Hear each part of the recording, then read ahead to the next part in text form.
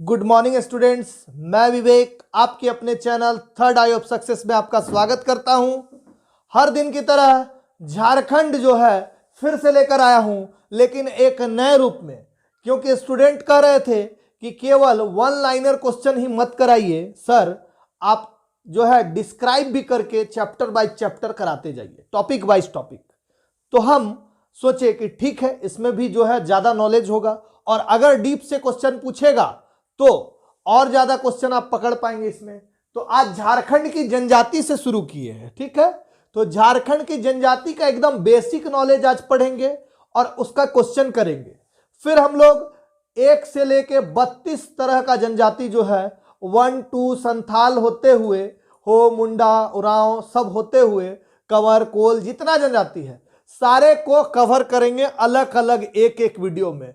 यानी इस वीडियो के बाद आप लगातार वीडियो में बने रहिएगा, 32 वीडियो और आएगा जो पूरा जनजाति का जो है धुआं धुआं उड़ा देगा। यानी जनजाति का एक भी क्वेश्चन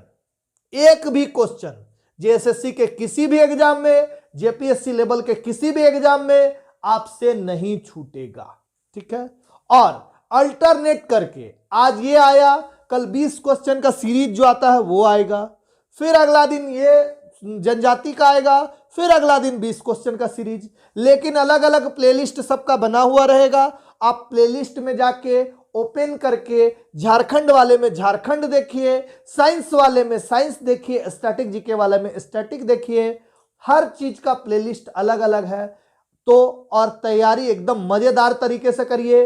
और चैनलों की तरह ये थर्ड आई ऑफ सक्सेस आपसे कोई फी, आपसे कोई पीडीएफ का शुल्क का डिमांड नहीं कर रहा है, बिल्कुल फ्री, पूरी ईमानदारी से थर्ड आई ऑफ सक्सेस आपको जेएसएससी की तैयारी करवाएगा।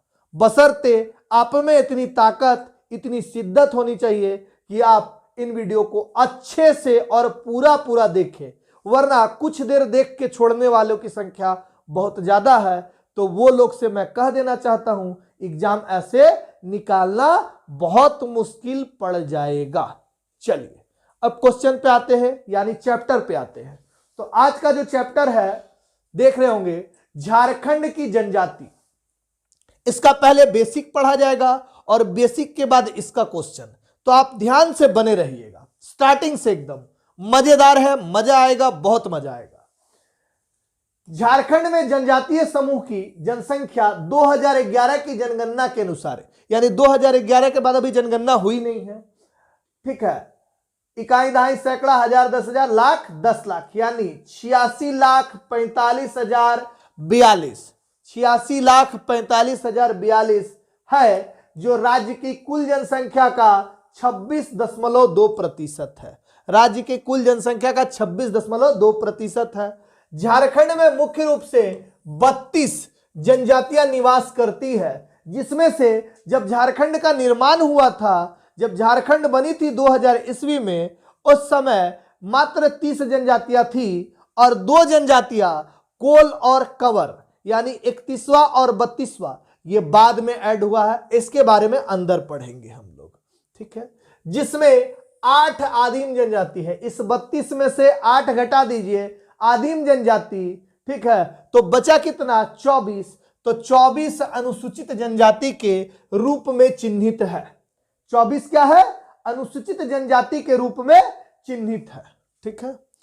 आदिम जनजाति की कुल जनसंख्या, ठीक है, आदिम जनजाति की कुल जनसंख्या 2,92,359 है, जो राज्य की कुल जनजातीय जनसंख्या का 2.4% है। आदिम जनसंख्या 2,92,359 है, जो राज्य की कुल जनसंख्या का 2.4% है, ठीक है।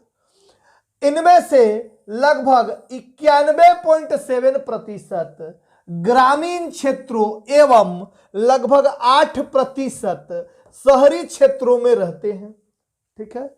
यानी 91.7% ग्रामीण क्षेत्रों में और 8% शहरी क्षेत्रों में रहते हैं। झारखंड देश में जनजातियों की संख्या की दृष्टि से चौथे स्थान पर है। झारखंड देश में जनजातियों की संख्या के आधार पर फोर्थ पोजीशन में है। पूछेगा पहले पोजीशन में कौन है, तो पहले पोजीशन में दोस्तों मध्य प्रदेश है। ठीक है, फर्स्ट पोजीशन में क्या है, मध्य प्रदेश। चलिए नेक्स्ट स्लाइड के तरफ चलते हैं। रिमोट दीजिएगा सर।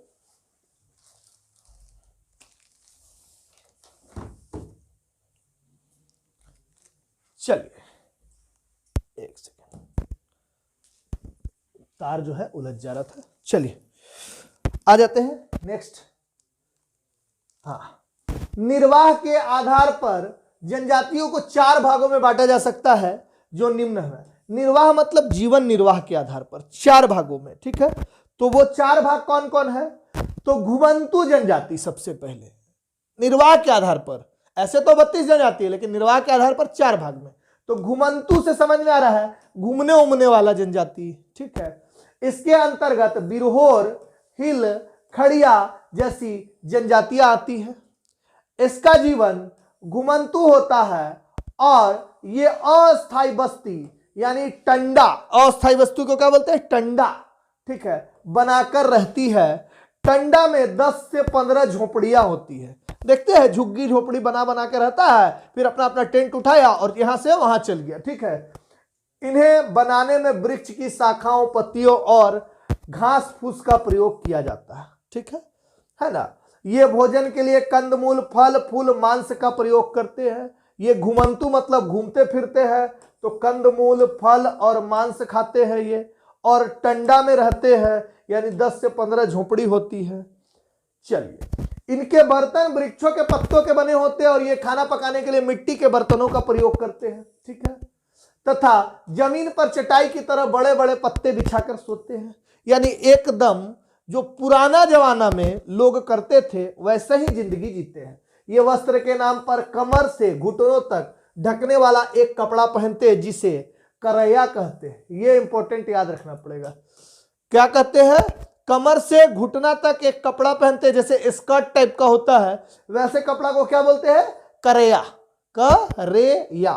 ठीक है, लकड़ियों से ये लोग ओखली क्या बनाते हैं, ओखली, कठौती और ढोलकी आदि बनाकर हाट बाजारों में बेचते हैं और उस आमदनी का उपयोग जीवन निर्वाह के लिए आवश्यक वस्तुओं खरीदने के लिए करते हैं। यानी ओखली, कठौती और ढोलकी ये सब बनाते हैं।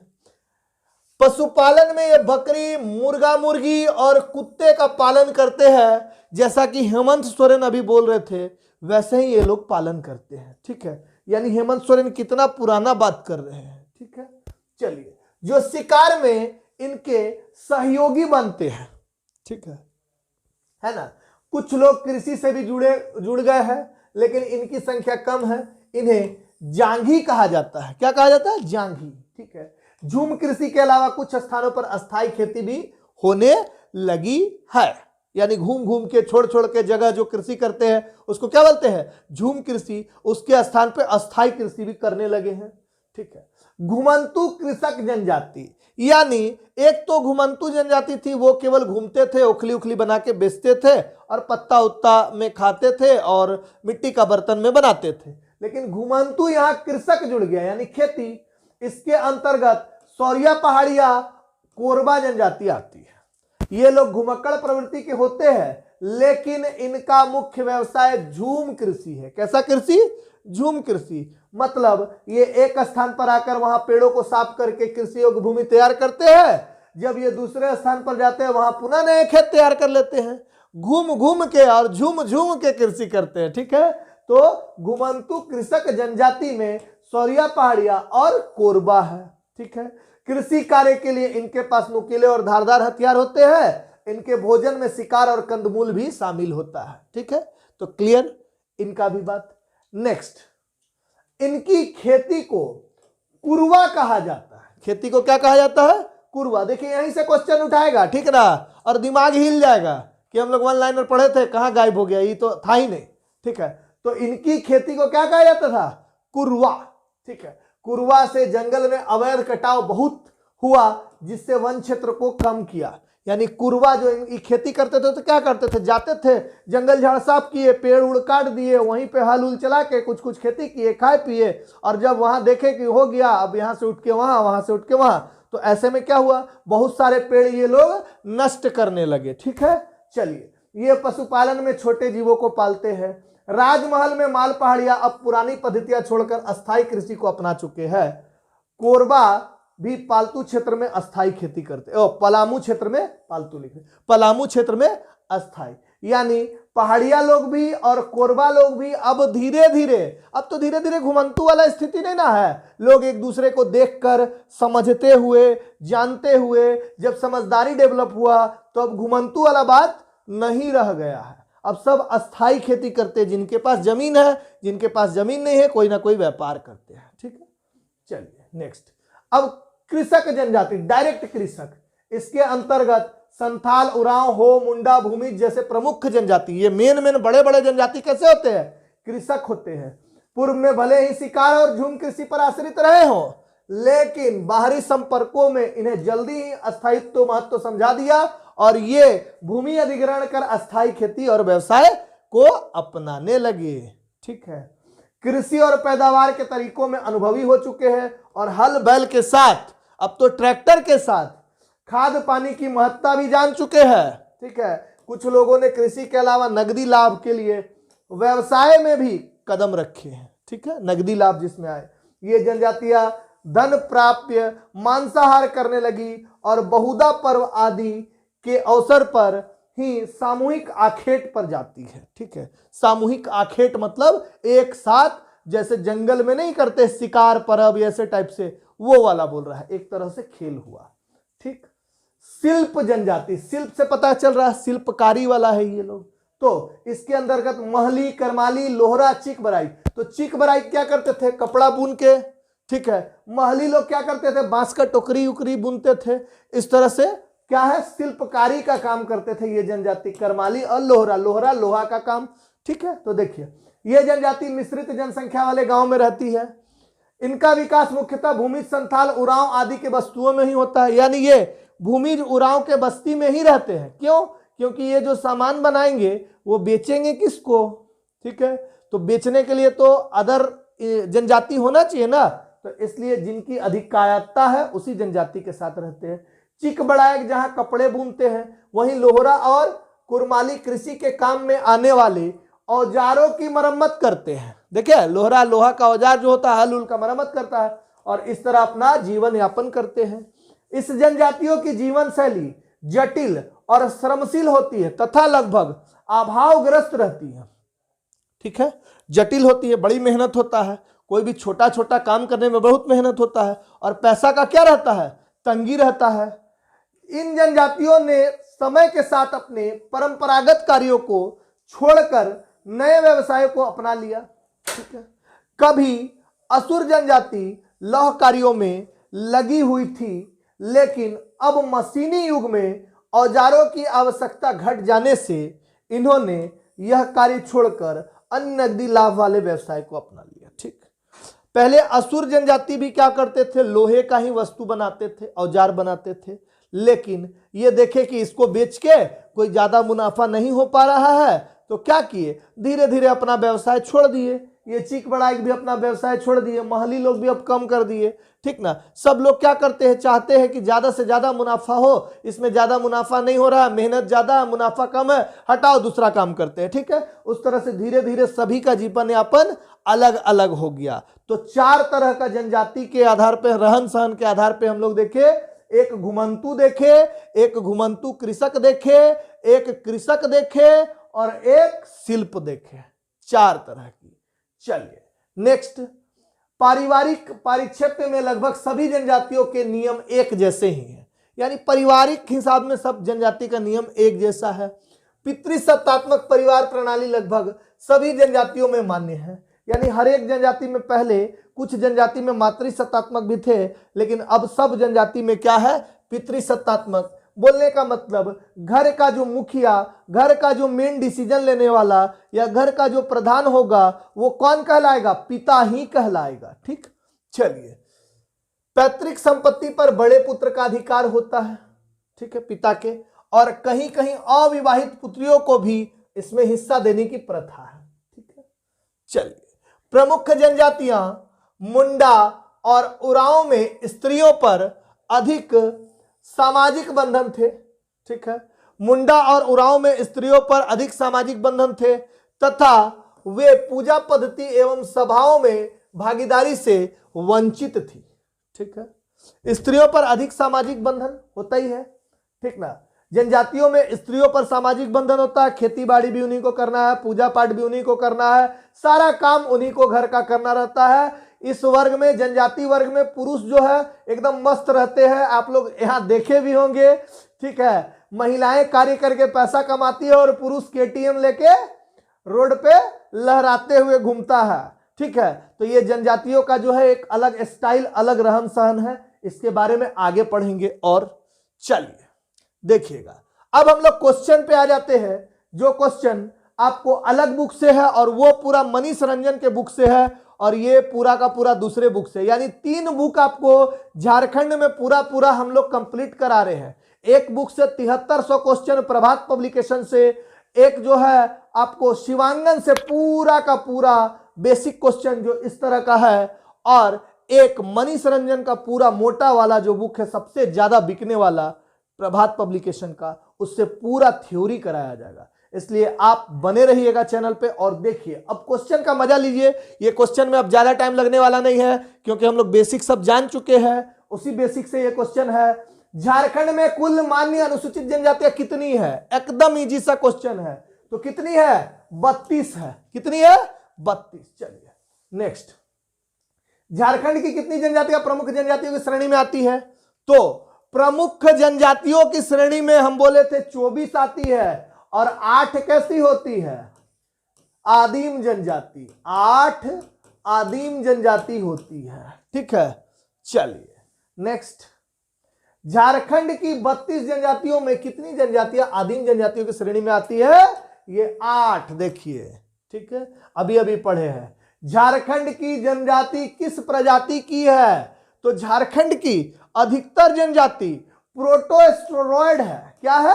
प्रोटोस्टेरॉयड। लेकिन कुछ जनजाति द्रविड़ है। लेकिन इसमें पूछेगा जब भी जनजातियां किस प्रजाति की है तो कोई एक ही ऑप्शन मारेंगे, और दोनों रहेगा तो फिर दोनों को मारेंगे। ठीक है, चलिए नेक्स्ट, झारखंड राज्य गठन समय कुल अनुसूचित जनजाति समुदाय कितनी थी?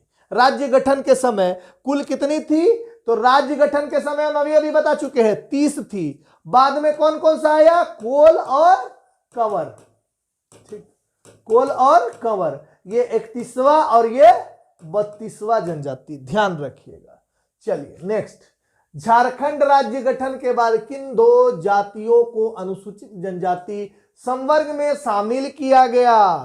तो झारखंड बटा, उसके बाद कोल और कंवर को क्या कर लिया गया? शामिल कर लिया गया। चलिए नेक्स्ट क्वेश्चन, झारखंड राज्य में सर्वाधिक जनसंख्या वाला जनजातीय समुदाय, तो सबसे ज्यादा जनसंख्या हम बताएं, सबसे ज्यादा जनसंख्या संथाल का है, उसके बाद उरांव का है, उसके बाद मुंडा का है, और उसके बाद हो का है। तो यहां क्या हो जाएगा? संथाल, उसके बाद उरांव, उसके बाद मुंडा, और फोर्थ में कौन हो जाएगा? हो। ध्यान रखिएगा ये चीज। चलिए नेक्स्ट क्वेश्चन, कौन सा जनजातीय समुदाय द्रविड़ भाषा परिवार से संबंधित नहीं है? बोल रहा है। तो कौन सा जनजातीय समुदाय द्रविड़ भाषा परिवार से संबंधित नहीं है? तो संथाल जो है वो द्रविड़ भाषा परिवार से संबंधित नहीं है। ध्यान रखिएगा। नेक्स्ट, भाषा के अनुसार झारखंड की जनजाति को कितने वर्गों में रखा गया है? भाषा के अनुसार झारखंड की जनजाति को कितने वर्गों में रखा गया है?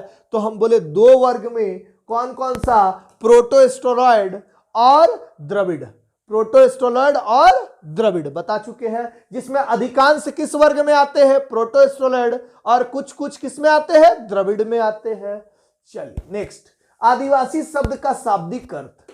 आदिवासी मतलब आदि काल से रहने वाले। क्या? आदि काल से रहने वाले लोगों को ही क्या बोलते हैं? आदिवासी। चलिए, जनजातीय भाषा के संबंध में निम्न में से कौन सा कथन सत्य है? तो जनजातीय भाषाओं को ऑस्ट्रिक, मुंडा भाषा और द्रविडियन समूह में बांटा गया है, तो सही बात है। ठीक, अधिकांश जनजातीय भाषाएं ऑस्ट्रिक समूह की है, अभी अभी बोले, सही बात है। द्रविड़ भाषा का वर्ग के अंतर्गत कुड़ुख और मालतो भाषाएं आती है। एकदम सही बात है। इसका मतलब उपयुक्त सभी। ठीक है, देखिए एक क्वेश्चन पे 3-3 क्वेश्चन, पूरा बेस क्लियर होगा आपका। चलिए नेक्स्ट क्वेश्चन, झारखंड की जनजातियों को किसने आदिम जाति कहा है? तो झारखंड की जनजातियों को किसने आदिम जाति कहा है, यह याद रखिएगा, आदिम जाति कहा है। तो आदिम जाति किसने कहा है? हट्टन ने कहा है। किसने कहा है? हट्टन। ठीक है, अंग्रेज थे। नेक्स्ट, वेंस ने, ये भी अंग्रेज है, झारखंड की जनजातियों के लिए किस नाम का प्रयोग किया है? तो किसका वाले बोल रहा है? वेंस, याद रखिएगा, वेंस क्या बोला है? ठीक है, हट्टन तो बोला आदिम जनजाति और वेंस क्या बोला है? वन्य जाति। क्या बोला है? वन्य जाति। ठीक है, वन्य जाति। ठीक है, चलिए, इसीलिए वन्य जाति से क्या हो गया हम लोग का? झारखंड। वन्य मतलब झाड़, जंगल झाड़ी मतलब झाड़, खंड। ठीक है, झारखंड की जनजातियों के मध्य कैसी सामाजिक सत्ता है? अभी अभी बोले कि पहले झारखंड में कुछ समुदाय, कुछ जनजातियां मातृसत्तात्मक और कुछ पितृसत्तात्मक थी, लेकिन अब ऐसा सिचुएशन है कि सभी को देखते देखते उन लोगों का भी समाज पितृसत्तात्मक हो गया है, यानी समाज में पिता का स्थान ही सबसे ऊपर है। ठीक है, चलिए, जनजातियों के संबंध में निम्न में से कौन सा कथन असत्य है? ठीक, तो जनजातीय परिवार प्रायः एकल होते हैं, यह तो सही बात है। जनजातीय परिवार साधारण एक विवाही होता, सही बात है। 5-7 ठो विवाह नहीं करता जनजातीय। इनमें दहेज प्रथा तथा बाल विवाह प्रायः नहीं है, सही बात है। ठीक है, तो बोला कौन सा कथन असत्य है? तो चौथा नंबर, इसका समाज लिंग भेद की इजाजत देता है। ठीक है, इसका समाज लिंग भेद की इजाजत देता है। ये क्या हो गया? असत्य हो गया। ठीक है ना, नहीं देता है ना, लिंग में इसमें भेद नहीं करता है समाज। ठीक है, और यहां देता है लिख दिया। इसीलिए जनजातीय समाज में संस्थागत रूप से धुमकुड़िया क्या है? आप देखे होंगे हर पंचायत में, हर जगह में, हर ब्लॉक में आपको धुमकुड़िया भवन दिखेगा। उस धुमकुड़िया भवन में कोई भी प्रोग्राम वगैरह होता है, मीटिंग वगैरह होता है, या कुछ भी जनजाति से रिलेटेड होता है, तो वो क्या है? युवा गृह है। क्या है? युवा गृह। ठीक है, चलिए नेक्स्ट क्वेश्चन, जनजातीय अर्थव्यवस्था का मूल आधार क्या है? तो अभी अभी बताएं कि अधिकांश जनजाति, जितने भी बड़े जनजाति है, उनका मूल आधार क्या है? कृषि। क्या है? कृषि। चलिए, भाषा की दृष्टि से निम्न में से कौन सी जनजाति कोलेरियन समूह में आते हैं? तो भाषा की दृष्टि से कौन सी जनजाति कोलेरियन समूह में आती है? तो मुंडा कोलेरियन समूह में आते हैं, हो भी कोलेरियन समूह में आते हैं, और भूमिज भी कोलेरियन समूह में आते हैं। तो उपयुक्त सभी हो गया। ठीक है, चलिए नेक्स्ट क्वेश्चन, झारखंड की अधिकांश जनजातियों के मध्य विवाह की कैसी व्यवस्था है? ठीक, तो अधिकांश, झारखंड के अधिकांश जनजातियों के मध्य विवाह की कैसी व्यवस्था है? तो इनका गोत्र बहिर्विवाही, यानी अपने गोत्र में विवाह नहीं होता है इन लोगों का अलग गोत्र में विवाह होता है। जैसे और कास्ट लोग का और जगह में सेम गोत्र रहने से विवाह होता है, इनका सेम गोत्र में विवाह नहीं होता है। झारखंड की प्रायः सभी जनजातियों में सामाजिक संरचना में किस व्यवस्था की उपस्थिति रहती है? तो कौन सी व्यवस्था? अभी जस्ट पढ़े कि गोत्र व्यवस्था की उपस्थिति। ठीक है, नेक्स्ट, झारखंड के किस जनजाति में गोत्र नहीं पाया जाता है? एकमात्र जनजाति जिसमें गोत्र नहीं पाया जाता है तो ये है पहाड़िया। कौन सा? पहाड़िया। नेक्स्ट, जनसंख्या के दृष्टिकोण से झारखंड की आदिम जनजातियों का सही अनुक्रम क्या है? तो आदिम जनजातियों का सही अनुक्रम देखिएगा, सौरिया पहाड़िया जनसंख्या में सबसे ज्यादा, उसके बाद माल पहाड़िया, उसके बाद कोरवा, फिर परहिया। तो ऑप्शन के हिसाब से क्या हो जाएगा? चौथा। चलिए नेक्स्ट, झारखंड में सर्वाधिक बोले जाने वाली जनजातीय भाषा, तो सबसे बड़ी जनजाति यहाँ की संथाल है, तो संथाली भाषा ही सबसे ज्यादा बोला जाएगा। तो आंसर सीधा डायरेक्ट। चलिए, झारखंड की जनजातियां पूर्णतः बहिर्विवाही है। इस बहिर्विवाही का तात्पर्य क्या है? इस बहिर्विवाही का तात्पर्य है कि अपने गोत्र समान गोत्र में शादी नहीं होगा, समान गोत्र में विवाह नहीं करना। ठीक है, नेक्स्ट, सूची 1 और सूची 2 को मिलाने बोला है। जनजाति एक तरफ दिया गया है, एक तरफ वधु मूल्य दिया गया है। इससे क्वेश्चन बहुत ज्यादा आता है, देखिएगा। तो संथाल का वधु मूल्य को क्या बोलते हैं? पोन। मुंडा का वधु मूल्य को क्या बोलते हैं? गोनोंग। और कंवर का वधु मूल्य को क्या बोलते हैं? सुकदाम। और किसान का वधु मूल्य को क्या बोलते हैं? डाली। तो ऑप्शन नंबर क्या हो जाएगा? 1 का ख ऐसा कहां लिखा है? 2 नंबर ऑप्शन में। ठीक है, चलिए नेक्स्ट क्वेश्चन। भारतीय पुरातत्व में असुर शब्द का प्रयोग झारखंड के किन जिलों के लिए हुआ है? तो असुर शब्द का प्रयोग रांची के लिए भी हुआ है, गुमला के लिए भी हुआ है, लोहरदगा के लिए भी हुआ है। तो आंसर क्या हो जाएगा? उपयुक्त सभी असुर शब्द। नेक्स्ट, संविधान में अनुसूचित जनजाति को किस अनुच्छेद में परिभाषित किया गया है? तो अनुसूचित जनजाति को किस अनुच्छेद में परिभाषित किया गया है? तो अनुच्छेद 342 में परिभाषित किया गया है। चलिए नेक्स्ट क्वेश्चन। झारखंड की अधिकांश जनजातियों का मुख्य देवता सिंहबोंगा है। किस जनजाति का मुख्य देवता सिंहबोंगा नहीं है? तो कौन सी जनजाति है जिसका मुख्य देवता सिंहबोंगा नहीं है? तो उरांव और बाकी सब। मुंडा का सबसे प्रमुख है, मुंडा में सबसे ज्यादा क्वेश्चन पूछता है मुंडा का, तो क्या हो जाएगा? सिंहबोंगा। ठीक है, तो आज जो है क्वेश्चन हम लोग का इतना ही था। पूरा डिस्क्राइब करके पढ़े जनजाति का। अगला वीडियो में हम लोग पहली जनजाति संथाल जनजाति से शुरू करेंगे और अंत तक 32 जनजाति को पढ़ेंगे एक एक वीडियो में। तो आपको channel third I of success के साथ बने रहना है। वीडियो अच्छा लगे तो लाइक कीजिए, शेयर कीजिए, सब्सक्राइब कीजिए। धन्यवाद।